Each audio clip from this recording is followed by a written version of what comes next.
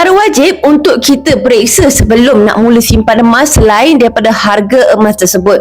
Nak tahu apa? Pastikan tengok video ini sampai habis. Jangan lupa juga like dan save untuk rujukan tuan-puan pada masa akan datang. Nak simpan emas dekat syarikat emas yang terbaik untuk kita, kita kena cek antara perkara utama ialah harga per gram. Selepas kita cek harga per gram, jangan lupa juga cek kriteria yang kedua yang paling penting ialah selisih harga yang dikenakan di syarikat emas tersebut. Sebagai contoh, nak dapatkan barang kemas, berapa split dekat syarikat emas tersebut. Nak dapatkan gold bar dengan dinar sebagai simpanan jangka masa panjang kita, berapa split emas syarikat emas tersebut. Kalau tuan-puan nak lagi mudah, tuan-puan simpan sahaja dekat Public Gold. Public Gold antara syarikat emas yang menawarkan split yang rendah, iaitu untuk gold bar dengan dinar splitnya hanyalah sekitar 6 ke 9% sahaja, sangat-sangat rendah.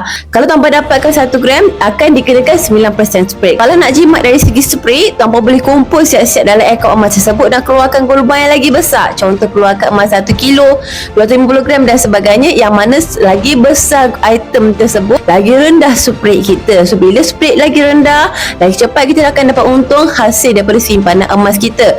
Tuan-puan boleh bandingkan dekat syarikat emas yang lain berapa persenkah split emas tersebut. So tuan-puan nak simpan emas, pastikan cek harga per gram, kemudian kita comparekan split emas dekat syarikat emas tersebut.